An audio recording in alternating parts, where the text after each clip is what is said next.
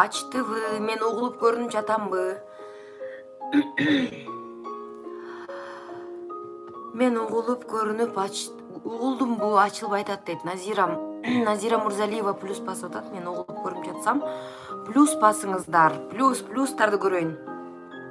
Гүлбара, Элнура, Айнагүл, Элнура, Наринса, Телегей, жагандай Спарчинай, Апиза, Айна, Назгүл, Бибигүл, Тина, Нуржамал, Омка, Кулжамал дейт. Айпери, Айнура, Жамиля, Гүлү, Алина. Мен жакшы угулуп жатамбы? Тамагым да ооруп калыптыр. Жазгүл, Айтунук, Айнура. Барыңыздарды дагы бир сонун таңыңыздар менен куттуктайм. Кутмандуу таң. Сиздер менен мен, Самара Кеңешева. Барыңыздарды давайте оңгола да кошулгула. Хотя бы 100 адам болойлучу, 74 адам эми кирди. Жакшы эс алып турдуңуздарбы? Маанайлар кандай? Ким эртең мененки ритуалдарын аткарды? Эртең менен сонун ритуалдарыбыз бар. Аффирмация айтабыз, визуализация кылабыз, благодарность, ыраазычылык айтабыз, суу ичебиз. Физиотерапиябыз жасайбыз. Эртең мененки сонун ритуалдарыбыз бар. Prime time деп коет. Мен ушул мезгилде аябай жакшы көрөм. Эртең мененки прям эч ким мешать этпейт. Бул убакыт только бизге гана тиешелүү. Кечээ мамиле деген сабакты мен ойлойм сиздер көрдүңүздөр, азыр өчүрдүм уже, по-моему. Өчсө окшойт. Себеби дегенде ал жерде ачык тема болуп кеткен, мурункусунда таратып жүрүшкен, ошого коопсуздук боюнча мен өчүрүп коем. Успеть эткендер, успеть этпегендер өзүңөрдөн көргүлө. Ким көрдү? Кимге кандай таасир берди? Мен отчет группага кирдим, аз эле адам жазыптыр, көрдүм деп. Аз эле адам жазыптыр. Ооба, көрдүм, сонун сабак экен дейт. Но отчет группага жазбаган окшойсуңар, по-моему, 5-6 эле адам көрдүм дептир. 5те туруп көрдүм дейт. Кечээ презентация кылышыңар керек болчу. Ким аткарды кечээ тапшырмаларды? Мемдерди удалить этип, только өзүңөрдүн сүрөтүңөрдү калтырып, пост жазышыңар керек болчу. Мен кечээ 40та болдум, кечке агам өтүп кеткен. Ошого мен вообще кире албадым. Силердин тапшырмаңарды текшере албадым. Бүгүн текшерип чыгам, Кудай кааласа. Мен жарымына чейин көрдүм дейт. Всё. Бүгүнкү темабыз аябай кызыктуу тема. Сатуу боюнча сүйлөшөбүз. Эми сатуу дегенде не обязательно товар берип акча алуу. Сатуу деген бул өзү продавать, продвижение, промоушен, аябай сонун тема. Бүгүн кандай гана бизнес кылбаңыз, эмне кылбаңыз, кайсыл тармакта иштебеңиз, сатуу бул биринчи навык, биринчи жөндөм бизнес кылууда бул сатуу. Эгер товар сатылбаса, товар оборот болбосо, эч кандай киреше кирбейт. Кайсыл бизнес жасабаңыз, кандай тармакта иштебеңиз, биринчи биз сатышты билишибиз керек. Өзүбүздү сатышты билишибиз керек. Өзүң сат дегенде не обязательно ал мени ал, мен анан алардын ордуна акча алам эмес. Бул жерде продвижение, мактоо, өзүн жылдыруу, мындайча айтканда. Продвигать, жылдыруу деген түшүндүрөт. Мисалы, не обязательно там товар сатып. Биз, мисалы, мен видеону сатышым мүмкүн. Мамиле деген сабакты, мисалы, мен сатсам, ал сабакта толук психология айтылган. Мамиле, аял кишинин каталары, толук каталары. Эгер ошол каталарды биз кетирбесек, аябай бактылуу жашайбыз үй бүлөдө. Мисалы, ошол азыр ошо видеону сатып атам да, мына көрбөгөндөргө. Аябай күлкүлүү сабак или там ыйлайсыңар деп, мен ал сабакты силерге прям акчага сатпай атам, көрүүгө сатып атам, бир действие кылууга өндүп атам да, мындайча айтканда. Сатуу дегенде, или мен азыр мисалы бир адамды бул жерге жетелеп келсем, бул там, я не знаю, бул менин подружкам, сонун сүйлөйт, угуп коюңуздар деп эле отургузсам, сиздер аны сатып албайсыңар. Бирок мен ал адамды мактасам, бул кыз өзүн жасаган, бул кыз өтө бир депрессияда болуп өтө катуу стрессте болгон, бирок ошол депрессиядан чыгып жанагы миңдеген миллиондогон адамдарга жардам берип, өзү эле депрессиядан чыкпастан көптөгөн адамдар депрессиядан чыгарып жардам берип, аябай өзүн жасап күчтүү айымга айланып, нолдон минус карыздан долларовый миллионерге айланды бул менин подружкам. И сиздерге айта турган бир эки сөзү бар экен десеңиздер, угат белеңиз ошол адамды. Же жөн эле бул менин подружкам болот, угуп койсоңор дегенди угасыздарбы, же экинчи вариантта көбүрөөк внимательно угасыздарбы? Кайсыл вариантта сиздер көбүрөөк внимание бересиздер, көбүрөөк ошол адамга баа бересиздер? Экинчи вариантта албетте сиздер көбүрөөк угасыздар, көбүрөөк маани бересиздер. Себеби дегенде мен ал адамга промоушн бердим. Мен ал адамды сиздерге саттым да айтканда. Уга турган кылып саттым да. Эмне үчүн бул адамды угушуңар керек? Себеби дегенде бул адам реально өзүн жасаган күчтүү психолог айланган, ушунча адамга пайдасын келтирген. Азыркы учурда ушундай долларовый миллионер и она знает толк в жизни деп мен сиздерге айтсам, ал экинчи вариантта сиздер кызыгып угасыздар. Мындайча айтканда, мен ал адамга промоушн бердим. Промоушн деген мактоо. Бул боюнча сонун анекдот айтып берем. Дайыма мен бул анекдотду айтып берем.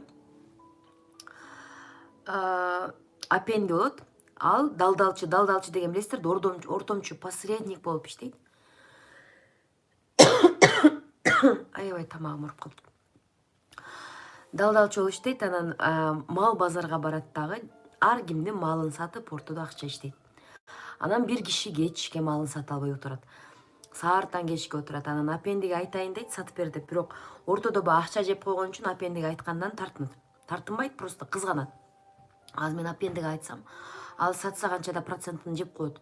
Лучше өзүм сатканым жакшы деп, ал кызганып, апендиге процент бергенден кызганып, апендиге айтпайт дагы, бирок өзү да сата албайт. Саарттан кечке отурат, акча керек, сата албайт.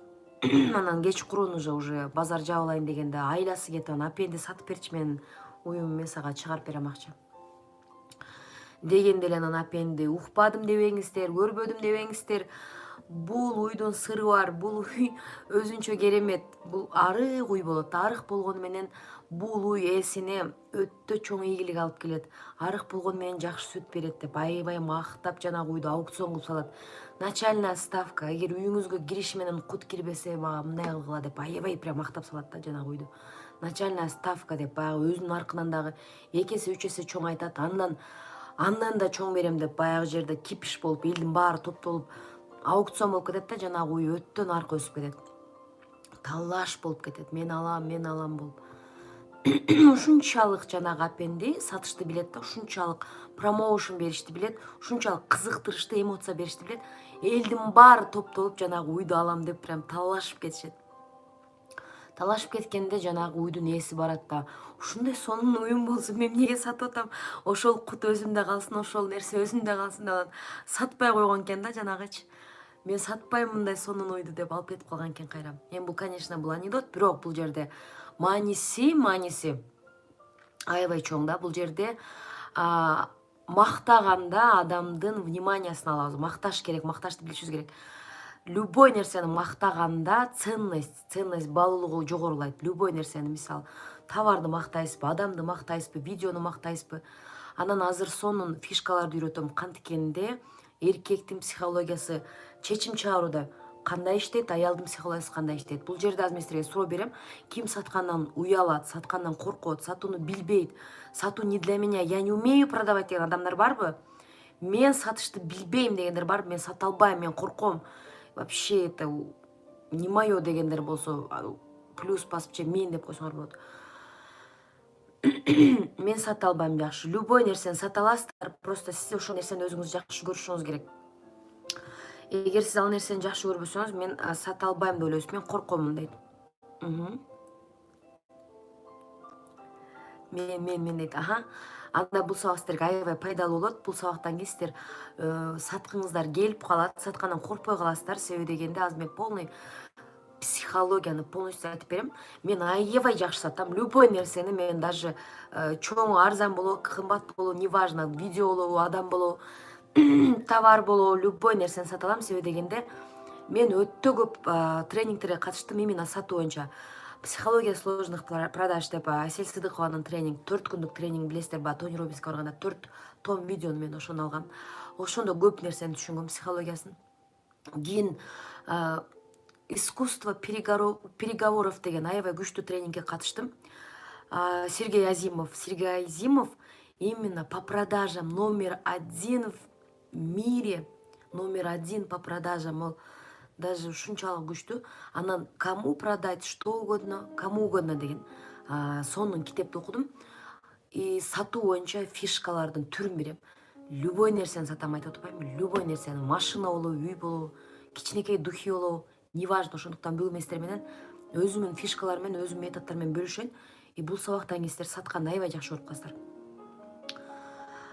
Мисалы азыр биринчи этаптары бар, сатуунун өзүнүн этаптары бар, өзүнүн системасы бар. Полный системаны түшүндүрүп коем. И ошол система менен кетесиздер, силер любой нерсени сатасыздар, любой. И любой бизнес жасап каласыздар. Себеби дегенде бизнестин өзөгү бул сатууда. Эгер сатуулар болбосо, эгер товар сатылбаса, доход каяктан болот? Ошондуктан любой бизнес, кайсыл бизнес жасабаңыз, бул сабак сиз үчүн өтө пайдалуу болот.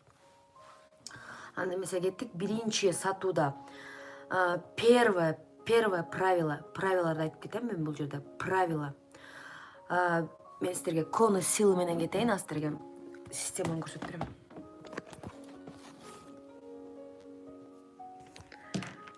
Баягы эле доскам иштетем. Мында конус силы деген бар да.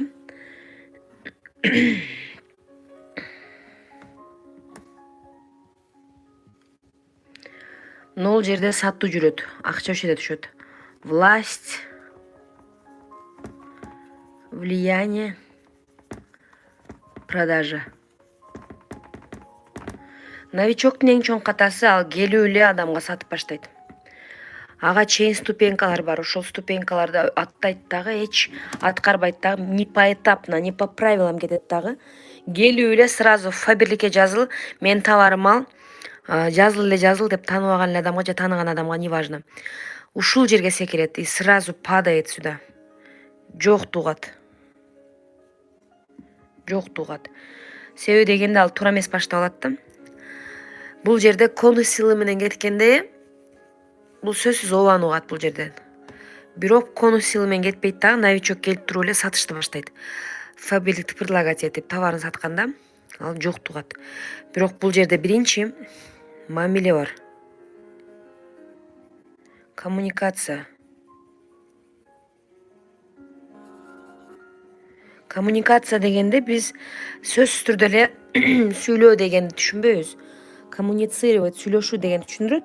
Бирок коммуникация деген бул уга билүү. Эсиңердеби баягы лидер уга билиш керек деп айткам. Ошол тууралуу айтып берип атам азыр. Коммуницировать, уга билишибиз керек. Мен саатым койчу. Ой.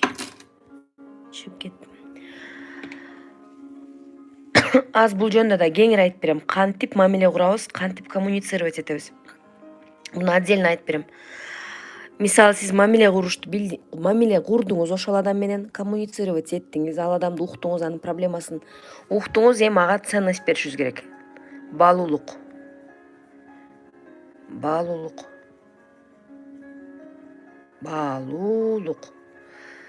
Мындайча айтканда, ал сизден пайда алыш керек, бесплатно, какой-то бир пайда алыш керек. Бекер.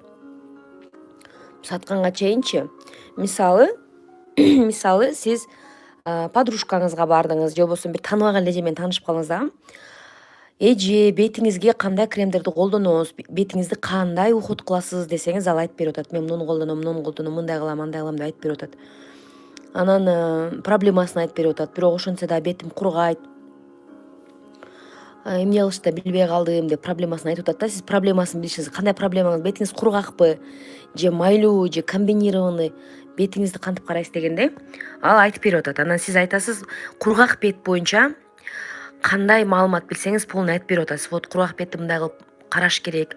Мисалы мен мынол платинум сериясын колдоном. Муну прям сумкамда алып жүрөм. Ушунчалык жакшы көрүп калдым ушул продукцияны. Ушунчалык сүйдүм. Мен ушул продукцияны колдонгондон бери бетим бет болуп калды да. Аябай кургак менин бетим. Бирок канча крем койбойын кутөрөт. Бирок мынол мени куткарды. Мен азыр просто реально айтып атам сиздерге. Ушул продукция мени куткарды, уже 3-чүсүн ачып колдонуп атам. 5-6 жолу эле күндүзү любой эле жерде сумкаңызга салып алсаңыз өтө жеңил, кичинекей эле. сеуіп тұрасыз. Бұл платинум активная вода, ол жерде аябай бетті жұмшартады. Içinde составында платинум бар да, алтын, платинум деген, именно платинум деген зат бар. Бетті жашартады, бетті жұмшартады, беттің нымдылығын сақтайды. Мен ушуну колдонгондон бери бетим аябай жакшынакай болуп агарып да түштү. Билбейм, ушудан болду, прям агарып да кетти да. Бирок АБЦ пилинг тагылдым да, мен мына кыш бою 2 АБЦ пилинг төгөттүм. И прям ушуну колдонгон, эгер сиз намаз окусаңыз, тем более 5 маал намаз окугандар 5 маал бетин жуйт, и кургап кетет. И прям бетиңиз жуугандан кийин эле после макияж тоже боло берет. Прям сеуіп койсоңуздар, алыстан эле бир сеуіп койгондо бет жашара түшөт, өзүнө келе түшөт, өзүнүн цвети сонун болуп чыгат. И жанагы эжеге ушуну айтып берип атат. Шуну колдонсоңуз болот, ушундай бир суу бар деп айтсаңыз, ал кызыгат. Доверие. Доверие болуш керек. Сиз доверияга киргенде гана анан бул жерге барыш керек. Все поэтапно. Биринчи мамиле курабыз. Артикулу. Так, артикулу.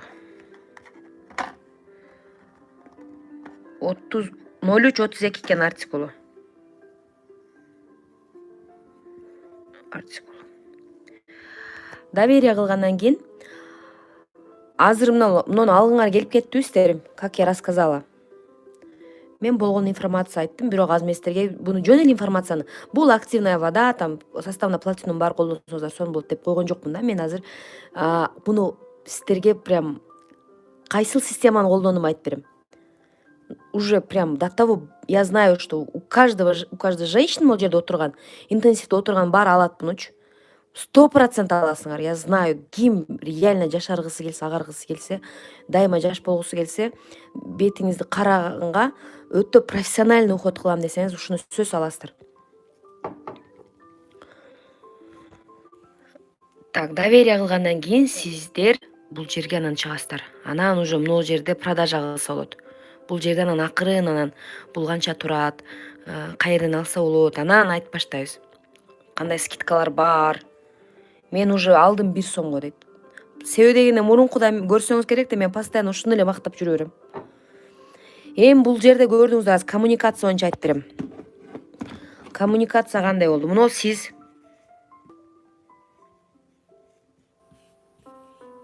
колуңузда Фаберликтин каталогу. Бул сиздин потенциалдуу клиентиңиз. Ал пока жабык, ал сиз тааныбайт, акчасын эч кимге бергиси келбейт. Мындайча айтканда информацияга жабык. Бирок сиз мост түзүп, муну ачышыңыз керек. Равно кылышыңыз керек. Мост.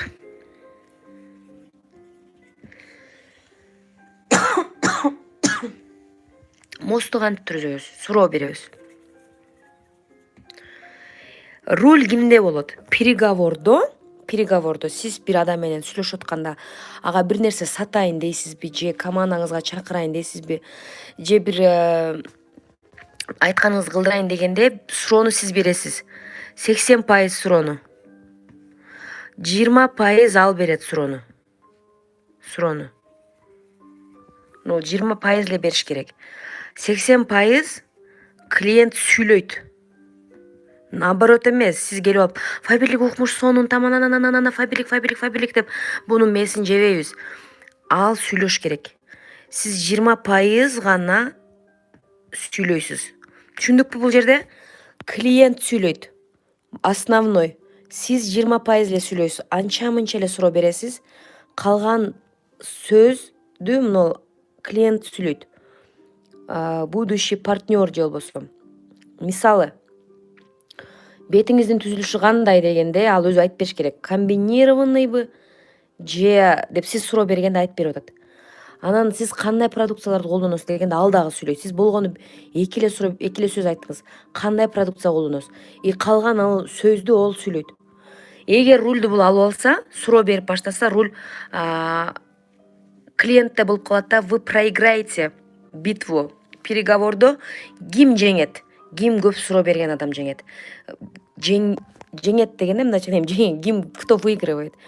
Мисалы, сизде болсо руль, суроо берүү сиз укугу сизде болсо сиз жеңесиз.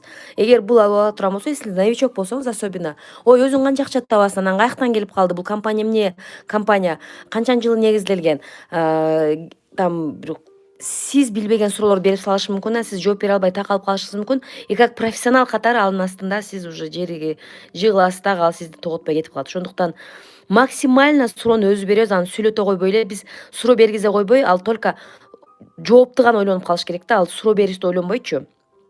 Только жоопту ойлонуш керек. В основном, если сиз билбеген суроону берип койсо дагы, ал жерден, ал методдон чыгып кетсе болот. Мен жаңы эле катталдым, бул сурооңузду обязательно изучать этип сизге жооп берем. Бирок азыр мына суроомо жооп берип койсоңуз деп кайра буруп кетсе болот. Будьте похитрее, эгер сиз билбеген суроо берип койсо, прямо ал жерде билбейм деп катып калбастан, мисалы сиз өзүңүз айлык ала элек болсоң, өзүң канча айлык аласың дегенде, ооба мен азыр айлыкка чыга элекмин, бирок эми эле баштадым, бирок менин наставнигим ушунча айлык алат, менин директорум ушунча айлык алат, и мен да ошончо айлык алайын деп азыр команда куруп атам. Ошого ушул бизнеске келдим.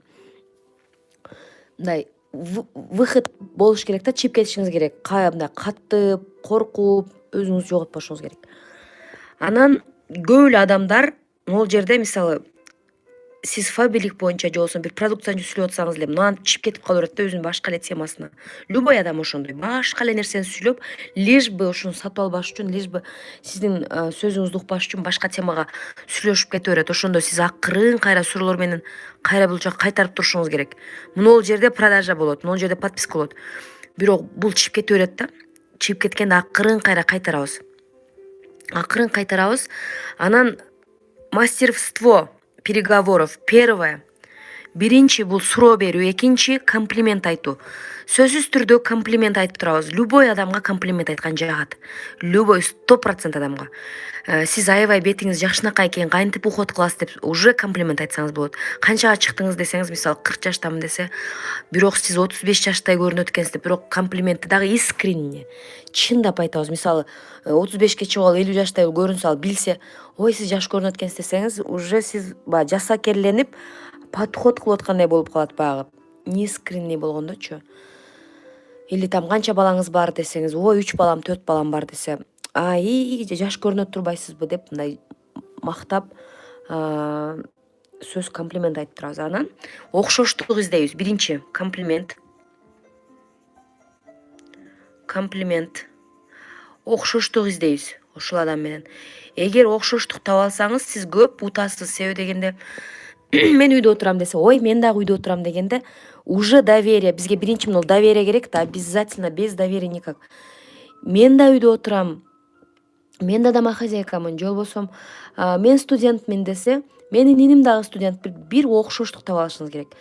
Там мен водолеймин десе, мен да водолеймин, или там я не знаю, мен 3 балам бар, мен да 3 балам бар. Ищите окшоштук издеңиздер. Эгер окшоштук таба алсаңыз, ошол адам сизге сразу доверять этип баштайт. Мага окшош эле адам турбайбы деп.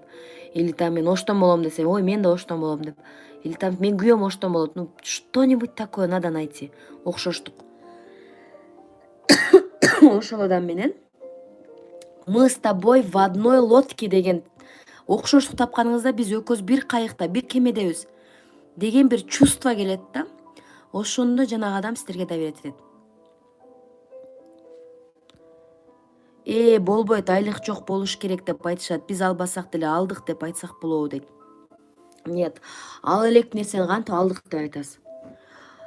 Мен ал элекмин. Мен силерге кыздар, давайте азыр каршы суроолор боюнча 29 видео бар. Мен сабак бүтүшү менен жөнөтүп коем. Ал каршы суроо боюнча айлык жок, зарплата жок, мен сата албайм, мен корком, мен убактым жок. Полностью каршы суроо боюнча даяр видеолор бар. Ошолорду көрүп чыгыңыздар. Мен жөнөтүп коем ал видеолорду. Кыска видеолор. Ал боюнча азыр сүйлөшсөк, вообще сабак аябай чоң тема. Азыр мен каршылар менен сүйлөшүп отура турган болсом сиздер менен, муну теманы жаба албайм, ача албайм даже, потому что азыр жарымына да келген жокмун. Себеби бул аябай чоң тема. Азыр давайте бири-бирибизди мешать этпейбиз и внимательно саткыңар келсе, үйрөнгүлө келбесе, крестик нажимайте, выходим. Потому что бул тема аябай чоң тема. 4 күндүк теманы азыр мен мындай кысып айтышым керек болот. Давайте мага мешать этпегиле. Чындап айтып атам азырчы. потому что 4 күндүк сабакты мен азыр 1 сабакта бүтүрүшүм керек. Себеби эртең уже жок, понедельник финансовая грамотность, андан кийинки сабак система бүтөт сабак уже. Түшүнүп атасыздарбы? Система курабыз. Комплимент айтабыз и окшоштук бизде обязательно окшоштук таба алсаңыздар сиздерге өтө чоң плюс бул жерде. Жакшы маанайда. Анан эмоция беребиз. Эң чоң прям продажанын өзөгү это эмоция. Продажанын өзөгү эмоция. Без эмоций никак. Мисалы, азыр мен сиздерге эмоцияны беришти үйрөтөм. Любой адамда эмоция бар. Жакшы же жаман эмоциялар. Эмоциялар боюнча сүйлөшүп кеткенбиз. Бирок продажада ушул эмоцияны биз колдонушубуз керек. Без эмоций никак. Без эмоций никак. Мисалы, орхидея духи. Буну сиз бирөөнүн көзүнчө, подружкаңыздынбы, досуңуздунбу, неважно, бир жерде туруп алып туруп, мындай эле куйунуп туруп,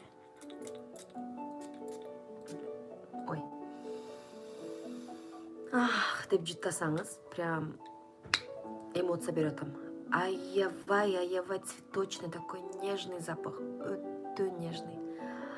Эгер сиз нежный жыттаңыз келсе, кыз жыттаңыз келсе, гүл жыттаңыз келсе, я вам советую только орхидея. Башка ошончо духи бар компанияда, бирок мондой прям нежный духи көрбөдүм да. Прям азыр жыттанып атат, өтө нежный. Ким колдонуп көргөн? Билет жыттын аябай нежный.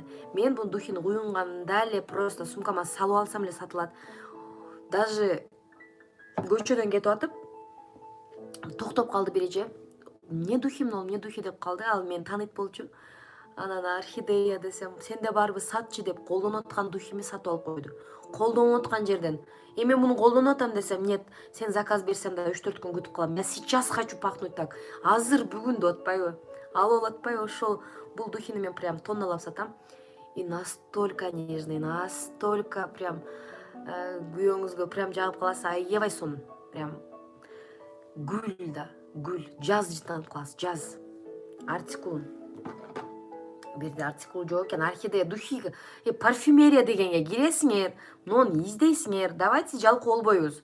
Артикул бу жерде жазылбаптыр, коробкасына жазылган, коробкасы давно уже мусорго кеткен. Просто заходим парфюмерия деген жерге киресиздер дагы. Нол духи. Бул менин характериме ачат да, мен прям муну аябай жакшы көрөм. Мындай жыттаганда дерзкий, жесткий көрүндөй, дерзкий жытта мындай, острый. Куюнганда мындай бир келгендечи, анан кийин ачылат бул жыт. Ачылып өтө ар түрдүү ноталарга бөлүнүп кетет. Бул жерде көбүнчө цитрус менен бергамот, основной жыт. И жасмин аралашкан зеленый чай. Бирок азыр уже ачылды. Мындайча айтканда, мен өзүмдүн характерим менен окшоштурам да, себеби биринчи көргөн адам мен ойлойт, аябай мындай биринчи жыттанганда ошондой ойлонот да, аябай жесткая, мындай темир аял экен, ана вообще такая строгая деп ойлойт да, бой көтөргөн, такая прям острый деп ойлойт да. Анан кийин жакындан таанышып келгенде канчалык жан дүйнөм нежный экен, канчалык гүлдөй назик экенин анан билет да адамдарчы. Көбүнчө мындай мен келбетим ошондой. И бул духи менин характерим ачат да. Прям сначала жестко, острый запах, но мындай көнгөндө ачылат ар түрдүү ноткалар. Шунчалык нежный. Мен да биринчи күнү куюнганда өтө острый экен деп калгам, кийин анан ачылат. Что я сейчас делаю? Сейчас мен биринчи информация айтып берип атам сиздерге. Азыр бул жерде системасы кандай? Мен дагы бир нерсени айтып кетейин. Прям просто заметьте. Бул ким чачын боесо же милирование кылса, күйгүзсө, бул продукция сөзсүз сизде болуш керек. Сыворотка для всех типов волос.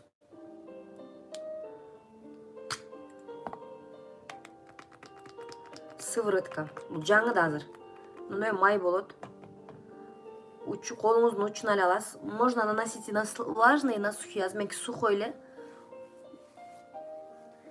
Менин чачым, билесиздер, бир мезгилде платиновый цветке боёп алып жүрдүм. Ошондо мен аябай чачымды өлтүрүп алдым. Прям сынып түшүп атты. Шунчалык катуу болуп, аны соломка болуп калды. И прям мен ойлодум эле, уже чачым уже дагы кыркам деп калдым. Өзү кыска болчу. Анан только ушул менен лечение кылдым да. Только ушул менен лечение кылдым. Ушул менин чачымы адам кылдым, мындайча айтканда. Эми жытына сөз жок. Жыты аябай сонун. Анан чачыңыз шелковистый болуп. Бун мен көбүнчө влажный чачка колдоном. Чачым ным болуп турганда ушундай бир сыйра мындай кылып туруп өткөрүп берем да, анан кургатканда чачыңыз сүлкүлдөп, шелковый болуп калат. Жумшак болуп. Эч кандай боелгондон, мочалкадан кабар жок да, прям жумшак чачыңызды сүйүп каласыз. Оңой таралып калат. Салон Кея, бул жерде артикулу да болуш керек. Бардык чачтарга туура келет, профессиональный уход. 82-15 экен. Ушуну колдонгондон бери чачым анча түшпөй калды. И вообще мына азыр мен салон Кеянын бардык уходовый чачка уходовыйдын баарын алгам, азыр чачым аябай уход кылып атам. Ооба, чач өспөй жүргөндөргө, чачы түшкөндөргө, чачы катууларга, боелгон чачтарга милирование полностью прям предлагаем. Анан дагы бир сонун нерсе айтып берем сиздерге.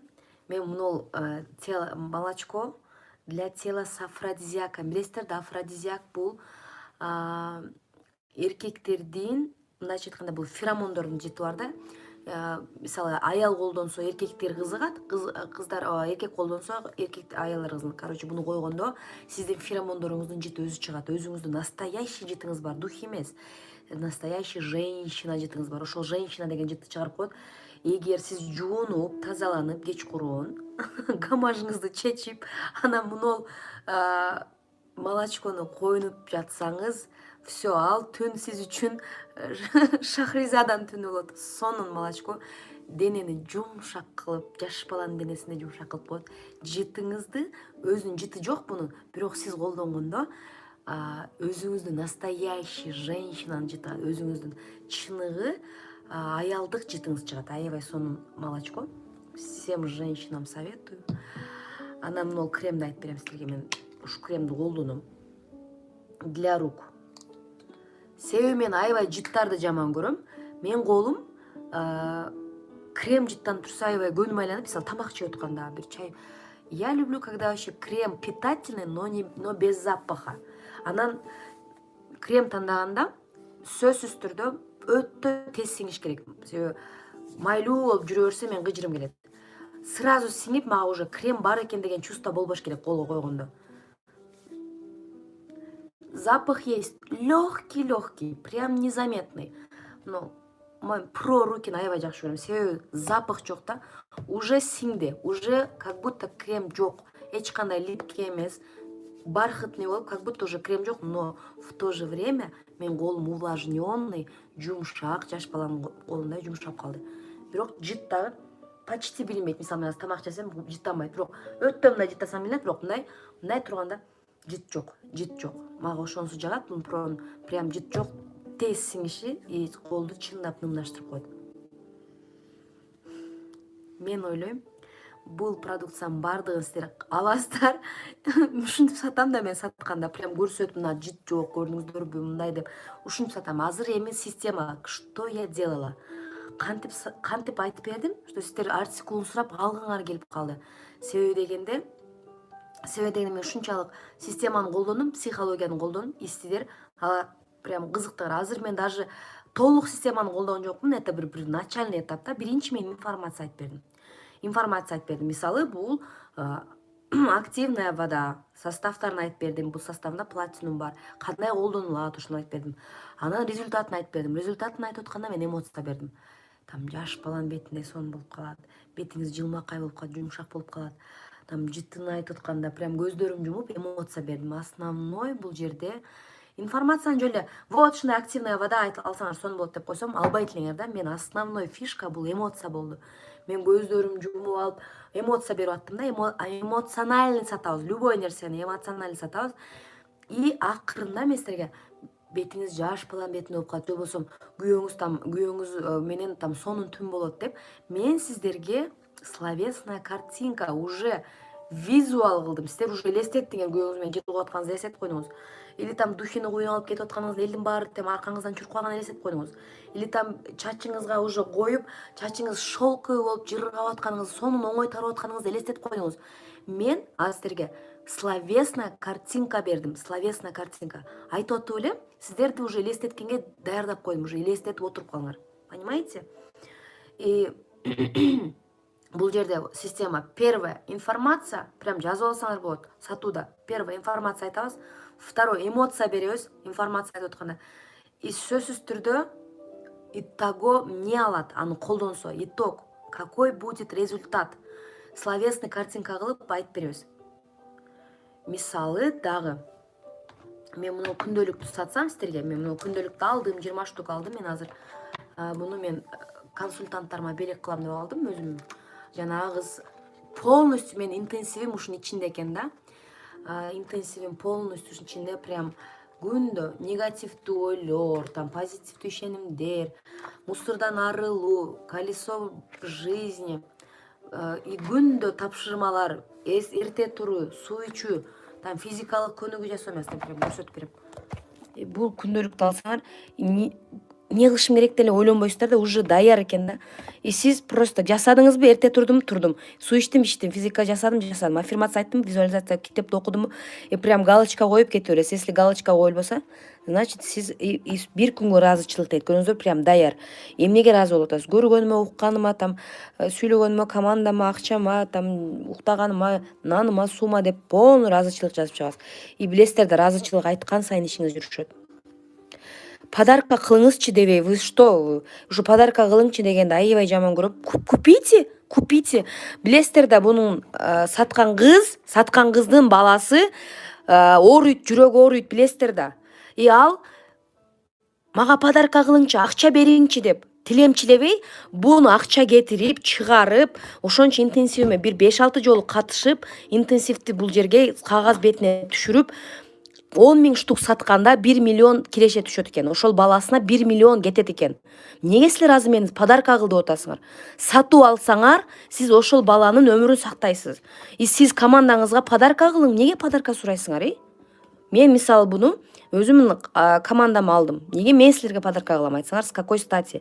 Силер өзүңөр сатып алгыла, командаңарга бергиле. Кечээ эле мен айттым, адамдар алуучу, берүүчү, суроочу болуп бөлүнөт. Сиз сураганда Кудай сизге бербейт, сиз адамдардан алып алат дейт, адамдардан сиз кудайчалык ала албайсыз. Кудай сизге, Кудайдын казынасы ушунчалык чоң, сизге кичине берсе дагы бул өтө чоң байлык болот. Адамдын казынасы кичинекей, сизге берсе бир 100 сомдук, 200 сомдук нерсе берет. Ошондуктан сиз мен сатпайм. Мен силерге Айкеримдин номерин жөнөтүп коем. Бул Айкерим Жайырбекова. Номерин жөнөтүп коем, оптум алсаңар 250дөн берет. Оптунда минимальный 10 штук. Штучный алсаңар 300дөн. Бул сиз биринчиден буну сатып алсаңыз, сиз баланын өмүрүн сактап атасыз, бирөөнүн операциясына салым кошуп атасыз, өмүрүн сактоого жардам берип атасыз. Биринчиден, экинчиден, сиз өзүңүздүн жашооңуз постоянно контролдо болот. Ой контроль кылып жүрөсүз, күндө ыраазычылык болот. Вам не обязательно не кылышым керек эле дебей, бул күндөлүк полностью. И прям интенсивге катышпагандарга деле берсеңиздер, прям жашоосу өзгөрөт. И сейчас я что сделала? Опять-таки система колдондум. Биринчи, мен силерге информация бердим. Экинчи, ценность, кандай пайдалары бар.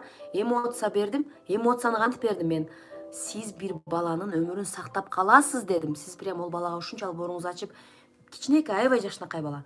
Эгер сиз просто сатып алып атасыз, өзүңүзгө жашооңузду өзгөртүп атасыз. Плюс бирөөнүн өмүрүн сактап калып атасыз. Эмоция бердим. Информация бердим. Эмоция, информация, ценность. Мен алдым дейт. Мен номерин жөнөтүп коем. Просто купите у нее. Купить у нее. Анан мага белек кыл, мага бер деген токтотобуз. Хватит, будьте дающими. Берүүчү болгула. Мен алайын ошол китепти, мен бирөөгө белек берейин деп. Дай, бер деген токтотобуз. Даю, берем десеңиз, реально байым десеңер, дай, бер белек кыл, давай деген токтотобуз. Берейин деген, только берейин деп турсаңыз, анан Кудайым сизге ушунчалык чоң байлык берет. Ушунчалык чоң байлык берет, что билбейм, бул китеп бул ерунда да, мындайча айткандачы. Ошондуктан мага белек кыл, мага бер деген токтотобуз. Мага деген токтотобуз. Мен кимге берсем экен, 20 штук заказ кылдым, мен берип атам, көрүп атасыздарбы? Я даю. Будьте дающими. Ошондо Кудай сизге берет. Ошондо это система бул дагычы өзүнчө. Эми сатууга кайтсак, промоушнда түшүндүк да системаны. Первая информация, кайра кайталайм. Первая информация, экинчиси эмоция, вызов эмоций, как-нибудь. Үчүнчү этап результат. Результатта эмнени аласыңар, мен айтып берип атам. Жашооңузду толук контроль кыласыз. Результат. Каждый день будете контролировать свою жизнь. Оюңузду контролдо турат жашооңуз. Бардак болуп кетпей. Вот результат. Контроль кылганыңызда кайсыл жерде фокус болсо, ошол жерде результат болот. И жашооңузда сонун мощный результат болот. Колесоңуз айланат. Отношенияңыз сонун болот. Финансыңыз сонун болот. Бардык жактан колесоңуз сонун болуп, бактылуу жашоо куруп каласыз. И болгону бир күндөлүк сизге жашооңузду контролдоого толук жардам берет. И я конечный результатты айтып атам, эмне болот? Эми сиздерге азыр дагы бир нерсе жөнүндө айтып кетем. Именно сатууда эркек менен аял эки башка чечим чыгарат. Мисалы, мен азыр муну китепти айтсам, аялдарга, эркектерге айтсам, башкача айтам, кыздарга башкача айтам. Себеби эркектин психологиясы башкача, кыздардын психологиясы башкача. Кыздарга айтканда мен мынтип айтмакмын да, бул китеп болгону 100 эле штук калды Айкеримде, калбай атат. И башка чыкпайт эч качан. Или чыкса дагы там 1 жылдан чыгат, 1 жылда сиз бул уже сиз жашооңузду өзгөртүп коюшуңуз мүмкүн. Ошондуктан бүгүн жазыңыз Айкеримге, тем более скидка менен болуп атат деп айтсам, бүгүн жазасыздар. А эркек кишиге бул сөз таасир этпейт. Себеби дегенде эркектер скидка 1 жылдан кийин деле алып берем да деп ойлойт да эркектерчи. А аял киши чувство потери өтө чоң роль ойнойт аял кишиге. Ошон үчүн бизге распродажа, сейл, скидка деген сөздөр бизге катып атса медитация жок болот да. Катканда эле медитация жок дей бергиле. Катып атат деген сөздү укканда эле мен медитацияны өтпөйм. Катып атат дейтиңер, все, медитация болбойт, значит. Катып атабы кыздар? Мага обратный связь беребиз. Катып атабы? Ага. Все, катпай атат дейт. Мында медитация болот. Если катып атса медитация болбойт. Так. Мен айтып аттым эле, вот катып атат дегенде эле оюм бөлүнүп кетти. Баягы ушунчалык Дубайда коркуп калыптым катып атат дегенде. Кыздарга айтканда чувство потери жакшы роль ойнойт. Скидка, распродажа. Мисалы азыр сиздин размериңиз канча билбейм. Мисалы 37 размер болсо дейм да. Анан сиз аябай жакшы көрөсүз убут кийимди. Анан магазиндин жанынан өтүп кетип атасыз. И жанагы жерде кожаный, настоящий кожадан турган, там или крокодиловая кожа, сонун сизге жаккан туфли турат. И бир күн эле азыр эле скидка деп турат, там $100 турган кожаный туфли, там 70% скидка деп 3000 сомго болгону, там 7000 сом болсо скидка 70% болгону 2000 сомго сатылып атат. 2000 сомго сатылып атат. Бүгүн эле акция баш, эртең уже болбойт акция. И ваш размер турат да, крокодиловая кожа, черная, прям сонун, прям аябай сизге жаккан туфли турат. Сиздин размер, но сиздин туфли ала турган оюңуз жок, бирок акчаңыз болсо, даже акчаңыз жок болсо дагы, лишь бы ошол туфлини алыш үчүн сиз на все пойдете да. Мисалы, аял киши ошондойбуз да биз. Аял киши ошондойбуз. Жок дейт. Сиздер азыр эмне жөнүндө сүйлөшүп атасыңар жок деп. Давайте в тему сүйлөшөбүз, тему. Ошондой ситуация болгонбу? Сиз аялдарга суроо азыр, только аялдарга суроо. Бир нерсе алып скидка распродажадан алып алып буну эмнеге алдым өзү деп үйгө келип алып ойлонгон күнүңүз болгонбу? Зачем я это купила? Өзү ала турган оюм деле жок болчу. Зачем я это купила деген оюңуз болгонбу? Бир керексиз эле нерсени алып алган күндөрүңүз болгонбу? Было ли у вас такое? Девочки, а столько отвечаем девочки. Болгон дейт, болот дейт. Себеби дегенде маркетологдор билет да мунучу, билет. Маркетологдор аны билип алган дагы. И они играют на наших чувствах. Биздин эмоциябызды башкарат да, магазиндерге особенно красная цена, желтая цена деп бир 5 сом айырма. Мисалы Фрунзе келгенде мен деле ошо красная ценаны аябай прям ал нерсе кереги жок, бирок арзан болуп аткан болсо жиндей ала берем да. Я тоже такая же. Распродажа дегенде биз кыздар ошондойбуз. Аялдардын психологиясы ушундай. Чувство потери. Мисалы не болгонбу? Жигитиңиз бар болчу. Эми бул мурунку да, эми мурда жигитиңиз болгон, бирок сизге жакпайт жанагы жигит, сиз аны тоготпойсуз, карабайсыз деле. И вдруг жанагы жигит сизди карабай башка кыз менен жүрүп кетсе, өзүнчө эле жанагы жигит сулуу көрүнүп анан кайра тартып алган күнүңүз болгонбу? У меня было такое. Жанагы баланын мага кереги жок өзү. На самом деле я его не люблю, он мне не нравится. И жанагы бала башка кыз менен жүрүп атса, кайра сразу көңүлүн алып кайра тартып алган күндөр көп болгон менде. Это было в школе, в универе, когда еще молодая была. Но ошо баягы бала мага кереги жок, на самом деле. Я его не люблю, он мне не нравится. Бирок ал башка кыз менен кетип атканын көрүп калсам, жаным чыгып кетет дагы. Он должен быть всегда моим, да? Просто кайра жанагыны кайра жакшынакай сүйлөп, көзүм муңдап кайра тартып алган күндөр көп болгон да. Мындайча айтканда, биз ушунчалык чувство собственность, меники деген чувство аябай чоң бизде кыздарда. Бардык нерсе меники болуш керек, меники деп турабыз да. Анан особенно бизге жаккан нерсе сөз биздики болуш керек. Особенно скидка, распродажа болса сөз алып алабыз. Ошондуктан будьте осторожны в этом. Будьте осторожны, маркетологдор буну аябай пайдаланып, бизге керексиз буюмдарды көп сатып коет ошол распродажа аркылуу. Но эркектер бул нерсеге көп эле илине бербейт. Илинет, но редко. В основном эркектер скидка, распродажа деген сөздөр таасир этпейт эркектерге. Таасир этет, но редко. Но это не основной нерсе эмес да. Эркектер эмне сатып алып атканда, чечим чыгарганда уже акчасын чөнтөгүнөн чыгарар да. Эркектер үчүн главное удовольствие, результат. Алардын ою логический. Это полезно или не полезно? Бул менен эмне алам? Бул нерсени сатып алсам кандай польза келет? Мисалы эркектер в основном бир эле туфли алып алат, кымбат, хороший, жакшы эле бир туфли алып алат, а биз арзан 10 туфли алып алабыз ошол акчага. Мисалы 100 миңге бир туфли келет десе, эркектер 100 миңге бир туфли алып алат. А аялдар 100 миңге 100 туфли алып алабыз, 1000 сомдук туфлилерден. У нас должно быть всего разное. А эркектер разнообразияга көңүл бурбойт, качествого. Анан в итоге что я получу дейт. Бу жерде эркектер барбы? Мен туура ойлоп атамбы? Эркектер, только эркектер сүйлөйт азыр. Эркектер только удовольствие алса, ошол нерседен результат алса, кайф алса гана алат. Если удовольствие албаса, результат бербесе албайт, скидка болуп атса дагы. Эмне үчүн тест-драйв кылат? Машина, мисалы машина сатып атканда. Эркектер барып, машинаны уже это моё деген чувство келтирет. Биринчи машинаны айдап көргөндө уже моё дейт. Анан мынтип ключун алып атса бергиси келбей калат. Он удовольствие получил, результат көрдү, машина мощный, сонун. Эркектин акчасы жок болсо дагы, ошол жерде кредитке болсо да машинаны алып алат. Себеби дегенде тест-драйв вот так вот действует. Мен Европарк деген чоң торговый центрде иштегем, Рублевкада, Москвада жүргөндө. И ал жерде BMW-нын офиси болчу, головной офиси болчу дагы, и постоянно тест-драйвтарды уюштуруп турчу. Ошол торговый центрдин ичинде ар неделя почти тест-драйвтар болот эле, и продажалар мощный болот эле. Ошол BMW-де тест-драйв болгондо бизде клиент көп болот эле, основной эркек келет да, эркектер келет эле.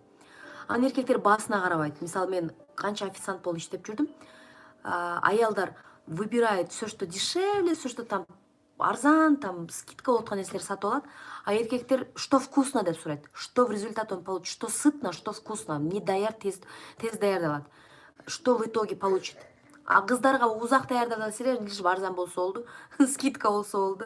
И главное, мисалы эркек там 1000 сомдук бир тамак заказ берсе, аял 1000 сомго салат, малат арзан кылып, нам нужно разнообразие, да? И эркек менен аялдын айырмасы бар. Ошого, если сиз бирдеке сатып аткан болсоңуз, эркек болсо башкача сүйлөйсүз, аялга башкача сүйлөйсүз, да? Мындайча айтканда, муну эле мисалы, я не знаю, эркекке мен сатсам экен. Эркекке мен сатсам экен. Например, ноутбук сатсам, я не знаю, күндөлүк сатайын эркекке эле. Эркекке сатсам, сиз жашооңуз толук контролго аласыз. И биринчи весомый аргумент. Өзүңүз ойлоруңузду жаза баштайсыз. И жашооңуздан сиз удовольствие ала баштайсыз. Удовольствие, главное, эркек удовольствие да. Анан эркектер дагы вклад кылган жакшы көрөт. Жанагы баланын операциясына жардам берип койсоңуз, сонун болмок эле, просто буну сатып аласыз и баланын операциясы төлөнүп калмак десең, эркекке көбүрөөк таасир этет. Кыздарга бул калбай калып атат десең, көбүрөөк таасир этет. Скидка болуп атат десең, түшүндүкпү? Кто не понял психологию? Как нужно продавать? Эркекке башкача сүйлөйбүз, аялга башкача сүйлөйбүз. Как нужно продавать? Аял канчага чыкпасын, 40ка чыгабы, 50ге чыгабы, 70ке чыгабы, 20га чыгабы, скидка, разнообразие, распродажа деген сөздөр аябай действует. Ошон үчүн мисалы муну каталогдо арзан болуп аткан болсо, мына каталогдо арзан болуп атат, кийинкиде 2 эсе кымбат болуп кетет деп айтабыз аялга. Бул вообще калбай калат, буну элдин баары сүйөт. И вообще кийинкиде кымбатка келип калат. Сен азыр скидка менен алып ал десең, уже скидка деген сөз чу таасир этет. Эркекке скидка десең деле ал таасир этпейт. Эркекке сиз буну алгандачы моундай результат аласыз. Словесный картинканы иштетебиз. И сөз эмоция. Баягы эле эмоция. Эмоция эркекке дагы, аялга дагы таасир этет. Эмоция на всех. Мисалы эң жакшы тааныган аалымдарды ким билесиздер? Кыргызстанда эң жакшы тааныган аалым, молдолорду ким тааныйсыздар? Эмнеде жазабыз, кимдерди тааныйсыздар? Эң тааныган, эң знаменитый аалымдарды айтыңыз азыр. Кыргызстандагы. Аалым деген эми духовный работник. Чубагажы, Гүлнар эже, правильно? Чубагажы,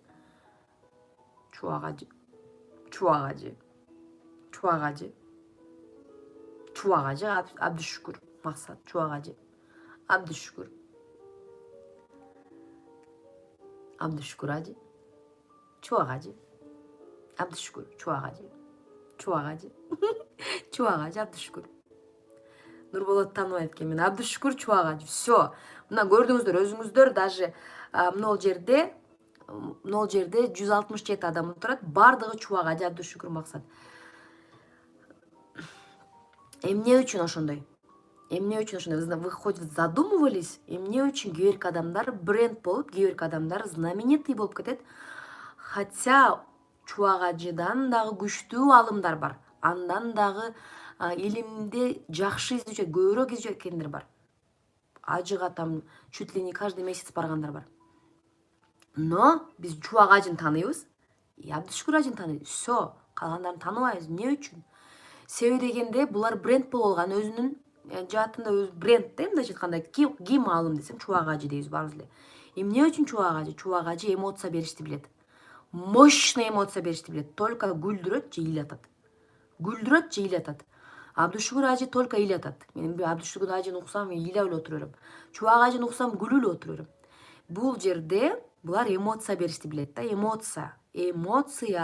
Күлгөндө биз эмоция алабыз, ыйлаганда дагы эмоция алабыз. Неважно кандай эмоция, ошон үчүн биз Чубагажы менен Абдышүкүрдү жакшы көрөбүз. Адамдар эмоция алганды жакшы көрөт.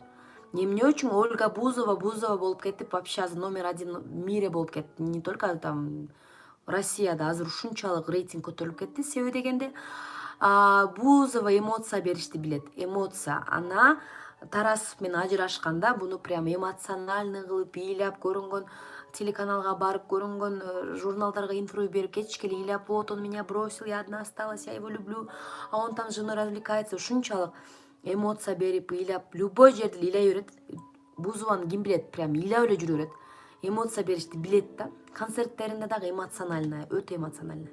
Ошон үчүн сиз эмоцияңызды жашырбашыңыз керек. Эгер бренд болом десеңиз, эгер жакшы сатам десеңиз, любой бизнести жасайм десеңиз, эмоция рулит везде. Эмоция. Любой эле киного барсаңыз же концертке барсаңыз только ыйлаган жериңизди эстеп каласыз же күлгөн жериңизди эстеп каласыз, калган жери эсиңизде калбайт. Эмне үчүн менин сабактарым абдан жакшы көрүшөт, себеби опять-таки эмоция аябай көп менин сабактарымда. То үйлейсиңер, то күлөсүңөр. Прям ыйлаган же күлгөн жерибиз основной эсибизде калат да. Ошондуктан өзүңүздү продвигать эткенде, товар сатканда, неважно, чем бы вы ни занимались, главное эмоция. Эмне үчүн говор болуп кеткен. Тоже вызывает эмоции, глубокие эмоции вызывать этет. Обычный эле макияжды ал целый шоу кылат.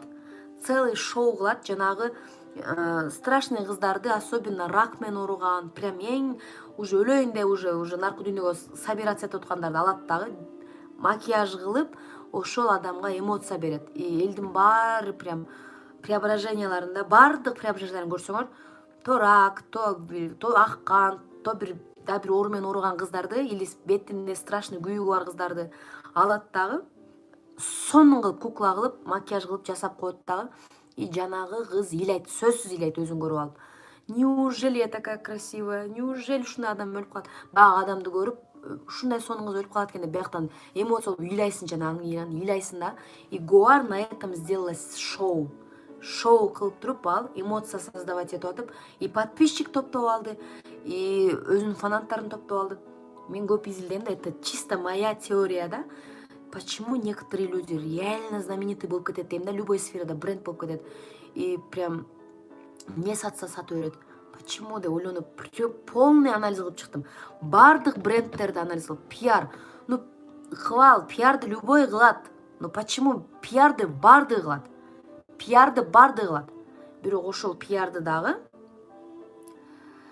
медитация кылабызбы дейт. Жок, медитация кылбайбыз бүгүн, не успеваем на медитацию. Тема аябай чоң, мыя даже дагы көп нерсе айтылбай калды. Сиздерге медитация важныйбы же сабак важныйбы? Давайте выбираем. Медитация важный десеңер, медитация кылып көрөбүз. Потому что сабак сиздер үчүн, мен буну полностью билем, я умею продавать, я умею адамдарды чакырышты билем. И бул силер үчүн, мен үчүн эмес. Медитация керек болсо медитация кылып көрөбүз. Сабак керек болсо сабакты улантабыз. Сабак дейт. Все, улантабыз.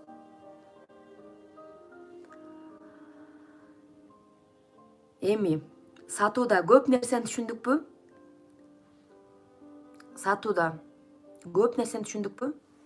Основной эмоция. И бүгүн сиздерге тапшырма сиздерге сөзсүз түрдө промоушен жазабыз. Любой нерсеге. Но интенсив сабакка промоушен жазсаңыздар, сиздер интенсив сабакка, мен ал промоушенду инстаграмдарга чыгарам, статусума коем, башка группаларга жөнөтөм.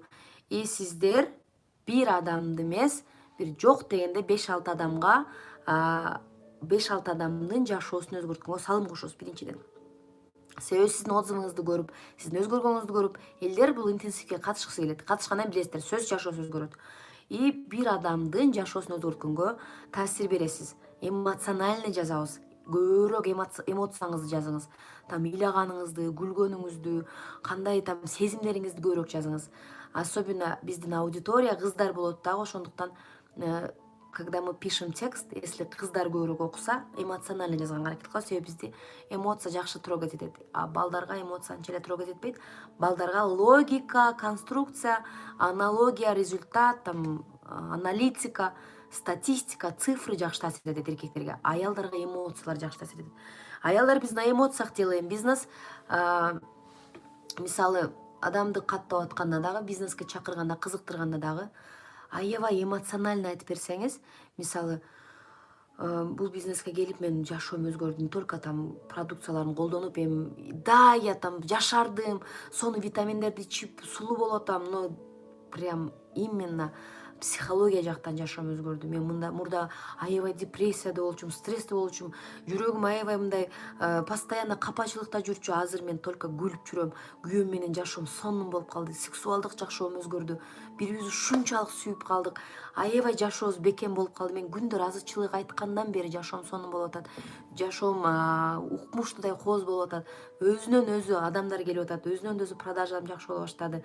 И маанайым да сонун боло баштады. Ден соолугум да оңо баштады. В общем, Фаберлик это не только бизнес, не только деньги, это стиль жизни деп айтсаңыз, билбейм, жазылат любой адам, если ушуну эмоционально айтып берсеңиз. Эмоционально айтып берсеңиз. Анан жөн эле жазылсаң сонун экен дей берсеңиз болбойт. И, конечно, сиз профессионал болушуңуз керек. Профессионал болушуңуз керек. Мисалы, метод елочки дегенди колдоносуз. Если сиз профессиональный болуп көрүнгүңүз келсе, профессиональный подход кылсаңыз, бир адам келди, сизге келип сурап атат, или сиз сурадыңыз сатууда. Бетиңиз кандай дедиңиз, там ал бетим проблемасын айтып берди, бетим аябай кургак деди. И все, сиз кантип чечесиз жанагы проблемасын? Любой эле кремди берип коюп, но сонун бетиңизге койсоңуз бетиңиз жумшак болуп калат дебейбиз. Бетиңиз кандай кургак? Кургактын дагы комбинированный бар. Бул жери эле кургак, анан могул жерлери жирный болушу мүмкүн. Мисалы, менин могул жерлерим жирный дагы. Могул Т-зона. Могул жерлерим кургак да. И изилдеп чыгабыз, потому что это очень важно. Сиздин бетиңиздин структурасы кандай деп сурайбыз. Или чачым проблема болуп атат десе, түшүп атат десе, биринчи сурайбыз. Чачыңыз кургакпы, майлуу, кандай проблема болуп атат? Какач болуп атабы, же түшүп атабы, же боелгонбу, же мелирение болгонбу, кандай проблема? Сурайбыз обязательно. Сиз сураганда метод елочки башталат. Кандай проблема? Мисалы, бул метод елочкини мен официант болуп жүргөндө биз колдончу элек. Биз ошол елочканы именно продажада да колдоном да мен. Фабрикте да колдоном. Мисалы, бирөө келсе, принесите кофе десе, кетти да метод елочки. Кофе какой? У нас есть латте, капучино, там, американо, эспрессо деп сурайбыз да, уже выбор. Эспрессо деген жөнөкөй эле кофе бар, без ничего. И сурайсың, вам с молоком или со сливками? Уже опять суроо кетти. Дегенде, с молоком десе, уже опять суроо. Есть с холодным молоком или с горячим деп сурайбыз. С горячим. Уже баягы адам точно эмне каалаганын мен сурап билип алатам. Он хочет эспрессо с горячим молоком. Уже кофенин өзү кеткен жок, биринчиден дополнительная продажа кетти. Кофе плюс доп продажи молоко. Анан ошол жерде кофенин өзүн айтпаса, у нас есть вкусные десерты, пальчики оближить, например, чизкейк сегодняшний, свежий. Есть классический, есть с ягодами. Какой вы желаете деп? Уже выбор берип койсун. Вы не хотите чизкейк, жейсизби, жебейсизби сурайт. Какой вы желаете? Ягодный или классический? Или мраморный? Десең отуруп алып туруп. Ну, принесите ягодный дейт да. Буну биз аябай тонкая психология деп коет да. Бизде официант болуш дегенде прям профессиональный сатуучулар келип үйрөтөт эле, эртең менен келип ушинтип айтасыңар деп. Ал нерсени Фаберликте да колдоном. Сизге кайсыл духи мунолбу дейсиң да, он ужечи духи ала турган ою жок. Но сиз булбу дегенде ол өзүнөн өзү тандап алат. Муну же муну тандап алат. Сизге острый запах жагабы же нежный жагабы? Кайсынысын тандайсыз дегенде, ал бирөөнү тандап алат. На самом деле ал духи алайын деген ою жок эле. Просто сиз ба тандоо берип койгондо, неосознанно эле тандашым керек экен деп бирөөнү тандап алып алат. Түшүндүңүзбү? Анан доп продажа, обязательно доп продажа. Кремдин өзүн сатпайбыз эч качан. Кремге чейин есть очищение айтып беребиз. Сиз кремди койгондо ал сиңбейт деп айтабыз. На самом деле ошондой да. Если бет кир болсо, очищение керек, глубокий очищение, аппаратты айтабыз, скрабтарды айтабыз, АБЦ пилингди айтабыз. Сначала первый этап очищения, сөзсүз мицеллярный воданы айтабыз. Бетибизди тазалабашыбыз керек жумшак суу менен деп. Мицеллярный вода кетет. После мицеллярки бетти жуугандан кийин тонизация кетет. До крема обязательно, если крем жакшы сиңишин кааласаңыз, крем жакшы действие берсин десеңиз, эже, пожалуйста, мен сизге айтарым, тонизация сөз керек, под крем тонизация керек, тоник чогуу сатабыз. И мунол зона көздүн айланасы аябай нежный болот. И биринчи тырыз ушул жерге түшөт. И бул жерге особый уход керек. И бетти кары көрсөтүп койгон ушул зона. Биринчи ушул жерге тырыз түшөт дагы, ушул жер түшөт дагы. И бетти кары көрсөткөн ушул зона. Ошондуктан бул особый уход деп туруп, крем вокруг глаз сатабыз отдельно. күндүзгү крем башкача действие берет, ночной крем башкача действие берет. Ночной крем сиз уктап жатканда дагы иштейт дагы. Сиз уктап жатканда уход кылат. Эртең менен турганда бетиңиз башкача болуп уйгунусуз. Ночной крем сөзсүз колдонобуз. Көрдүңүздөрбү, азыр просто эле крем сураган адамга мен мицеллярный вода саттым, скраб саттым, баягы аппарат саттым. Крем ночной, дневной, вокруг глаза и обязательно маски. Уход кылыш керек. Любой аял жаш көрүңүз, ушинтип айтып берсеңизчи, эмоциональный кылып, сонун кылып айтып берсеңиз, тем более, эгер сиз общий алсаңыз, мына серияга 50% скидка болуп атат. Мисалы, по-моему, платинумга скидка болуп атат. И сиз ушунча нерсени ушунча арзан алып каласыз. Именно бул каталогдо, кийинки каталогдо уже кымбат болуп кетет. Мына каталогду алып калыңыз. Все, ушунча болуп кетти, сиз жазылсаңыз, мына белекти аласыз. Плюс подарка келет сизге. И еще ушундай кылып айтып берсеңиз, сиз мынча миң айлык аласыз. Вот жазыла элеңер ушинтип айтсам. Элдер жазылат, обязательно жазылат. Сонун кылып выгодаларын айтыш керек, эмоционально кылып айтыш керек. Доп продажи обязательно, доп продажи. Доп продажи, никогда не забывайте про доп продажи. Чачка шампунь сурадыбыз, сразу кондиционер менен кошо. Муну кошо сатабыз, уход. И бизде чачтын уходу ошончо сонун нерселери бар. Легкое расчесывание деген бар, термозащита деген бар, кристаллы для волос бар, чач жумшак болуп жылтырап кала турган кристаллдар бар. Сонундар бар. Сразу жазылып заказ жөнөткөм дейт. Ооба, туп-туура. Вот. Дополнительная продажа, анан кийин выбор без выбора. Анан сатпастан сатуу деген бар. Мисалы, сиздин кызыңыз же балаңыз сөзсүз садикке же мектепке барат. Анан сиз эмне кыласыз? Жанагы эжекеге подарктар бериш керек. 8 март болот, башка болот. Анан сиз жанагы эжеге подарок бересиз. Подарок берерден мурун ушул нерселерди берип, мен силерге подарка кылайын дедим эле, бетиңиз кандай, мен ушул компанияда иштейм деп жанагын бетин билип аласыз дагы. Ну, такой наборчик. Мисалы, не знаю, ботаниканын наборун барып, ашып барса 500 сом болот. Ашып барса, набор подарок кылып коюңуз бир жолу. Но кийин сөзсүз сурайсыз, как вам результат? Колдонуп көрдүңүзбү, жактыбы? Мен ошол компанияда иштейм деп сиз жана эжекесин жазып алсаңыз болот. Мен аябай көп ошентип жазам. Там самын берип коем, гель душа берип коем, анан кийин результатын сурайм. Как вам продукция наша, жактуу деп. Кызымдын эле эжекесин жазгам, баламдын эле эжекесин жазам. Сатпастан сатуу деп коет мыночу. Акырын подарок берип коесуз дагы. И сиз зима, вербен, ну они такие дешевые, ну в то же время крутые, да, эмеси результат аябай сонун болот. Мисалы, зиманын результаты мощный. Мен результат азыр мен зиманы колдонуп атам. И ушул сериядагы зима, ушул жаңы чыккан зима аябай күчтүү чыкты. Аябай сонун баа. Сырты розовый, малина сүрөтү бар. Аябай сонун чыкты. Ошол зиманы прям өзүңүз колдонуп көрсөңүз, түнү коюп жатасыз, эртең менен турсаңыз бетиңиз бархат просто. Билбейм, мен бетиме карап алып тойбой аттым да, ушул мен бетимби деп, чын мынчалык сонун болуп калган эмес эле да. Болгону 101 нерсе эле сом турат. Бетиңизди түнү тазалайсыз, и мен курак болгон үчүн коюу болуп жатам, и сразу сиңет. Оксиолоджи жакшы, конечно, жакшы. Мен бирок азыр зиманы колдонуп атам. Так, уже 70 минут болуп кетти. Давайте, ладно, медитация кылып коелу. Вроде понятно эле болду. Сатуу сабактары, доп продажаны айтып бердим, эмоцияны айтып бердим, результатты айтып бердим. И бүгүн силерге тапшырма, промоушен жазасыз. Маркетинг план жөнүндө сабак эртең кеч болот. Открытый болот сабак. Саат 22:00 болот сабак. Открытый. Мен ссылканы жаппайм, просто открытый болот. Мен жөнөтүп коем силер группаларга, можете пересылать. Группаларыңарга, новичокторго аябай пайдалуу болот.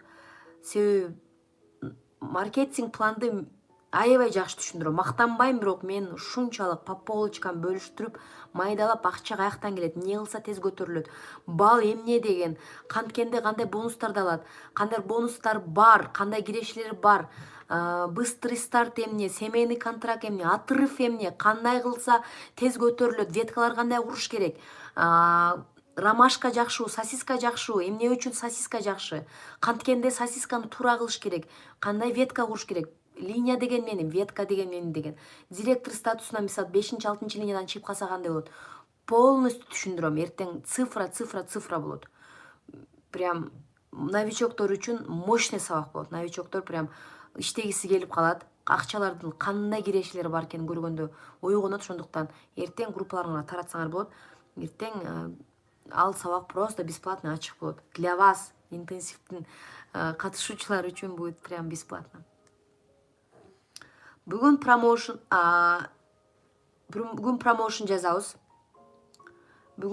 жазабыз.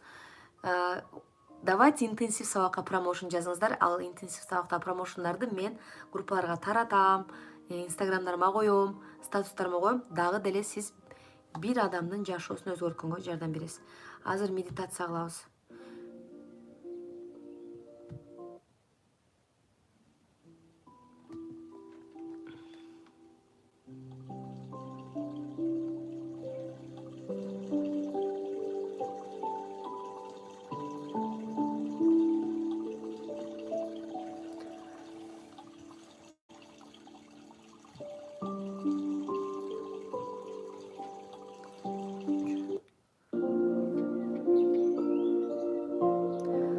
Дышим глубоко. Новичокторду кошсок, эч жака кошпойсуңар, кыздар. Мен ссылка берем, ссылканы эле таратып коесуңар. Эч жака кошуп дагы группаларга кошпогула. Мен интенсив сабагыма эч кимди кошпогула. Мен айттым, ссылканы берем, таратсаңар болот. Бирок бир жака бир адамды кошпойбуз.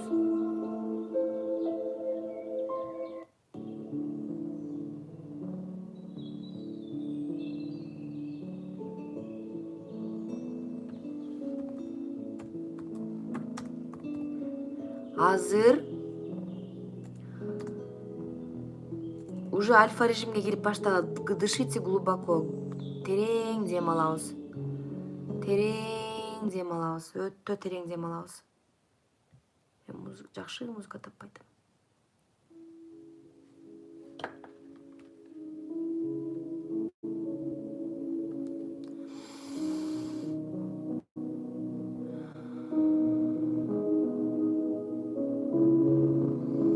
Бүгүн хоппанапон алайлычы. У меня есть проблема. Мен проблемамды чечишим керек. Аябай чоң проблема болуп атат. Мен хоппанапон алабыз общий. Любой проблемаңыз чечилет. Даже жакшы сатып калайын деп койсоңуз болот. Командама адамдар көбүрөөк жазылсын деп койсоңуз болот. Тезирээк зарплатага чыгайын деп койсоңуз болот. Күйөөм менен мамилем жакшы болсун деп койсоңуз. Любой эле бир задачаны коюп туруп хоппанапоно жасайбыз.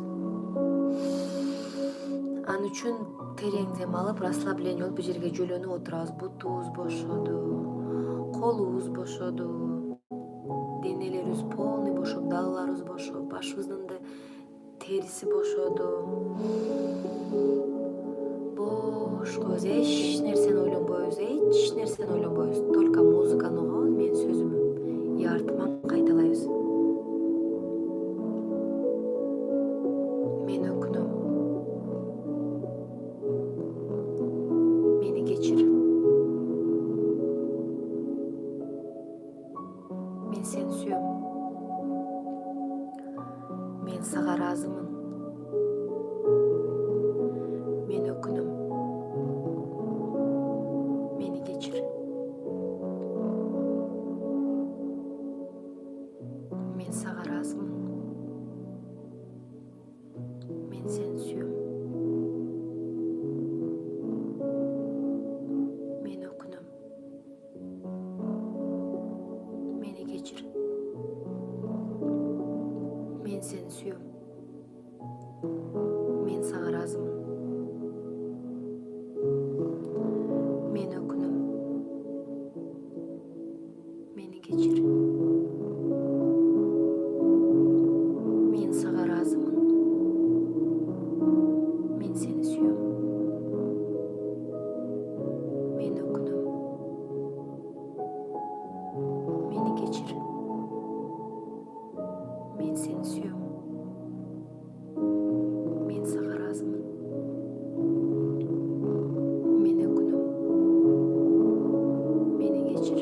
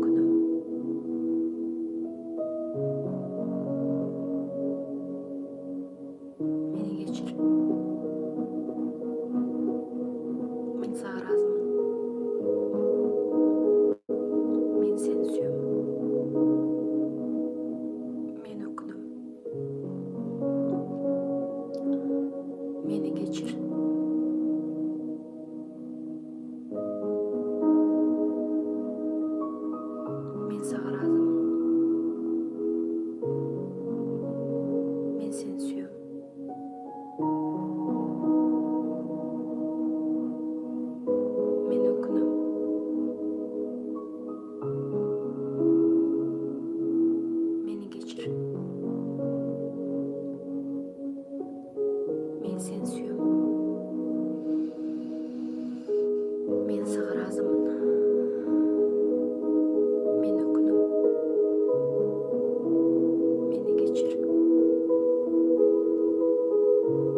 Мен саған разымын. Мен сені сүйем. Мен өкінем. Мені кешір. Мен саған разымын. Мен сені сүйем.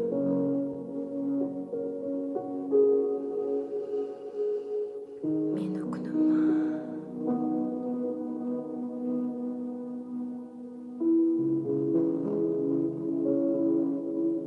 Мені кешір.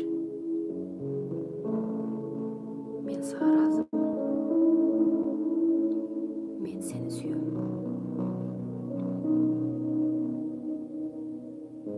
Мен өкінем. Мені кешірші.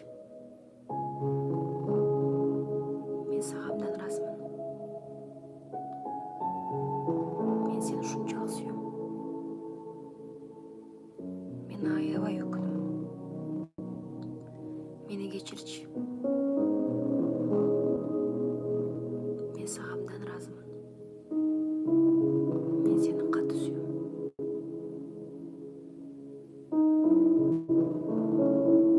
Мен өкүнөм. Мени кечирчи. Мен сага разымын. Мен сени сүйем. Мен өкүнөм. Мени кечир. Мен сага разымын. Мен сени сүйем. Мага эми жеңилдик келди. Вообще кое бербей койду.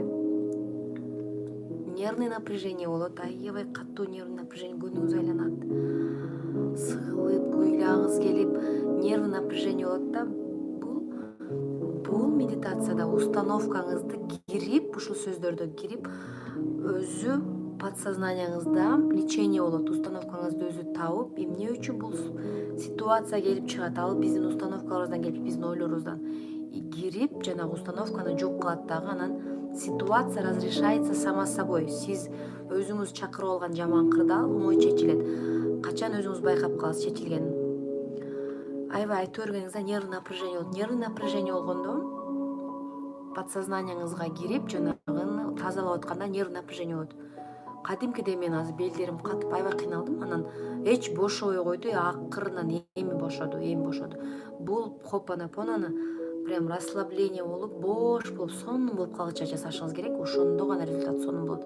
Эгер 5-6 жолу айтып койлой койсоңуз, если напряжение кетпесе, установкаңыз кетпеген болот. Установка кеткенин өзүңүз сезип каласыз. Сонун болуп эйфория келет. Кимде келди, кимде кандай болду. Мен азыр ыйлагым келип, жаман болдум. Бир сыйра күнүм айланып, прям белдерим катып, анан араң кое берди. Эч кое бербей туруп алды. Но кое берди, установкам кетти. Я думаю, ситуация разрешится, бүгүн жакшы жаңылыктарды угам, Кудай кааласа.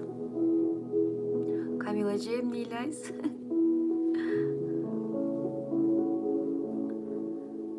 Мен ыйладым деп, мен да ыйлагым келип кетти бир мезгилде. Ыйлабадым. Силерден уялдым дебейби? Баарыңарды жакшы көрөм. Бүгүнкү күн сонун күн өтсүн, сонун күн болсун бүгүн. Анан сиздерден мен отзыв күтөм, промоушен күтөм. Понедельник саат 6-да улантабыз сабагыбызды. Понедельник саат 6-да финансовая грамотность боюнча сабак болот. Анан кийинки сабакта биз система курабыз. Система акыркы сабакта. Анан оштогулар жолугайлыбы? Как вы хотите, оштогулар жолуксак, башка шаардагылар ыйлабайсыңар да. Сертификат берилбейт, просто жолугабыз. Жөн эле жолугуп, чайлашып, результаттар менен бөлүшүп, мен ар интенсивде жолуккан жакшы көрөм. Если жолугабыз десеңер, вторник жолугабыз. Оштогулар вторник мен Дарханды сүйлөшүп коем. Эң чоң кабинкасын саат 12-ге.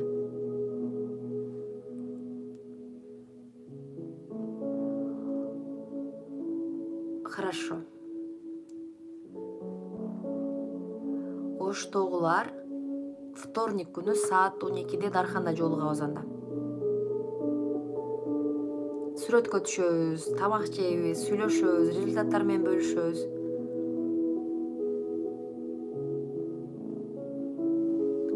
Хорошо.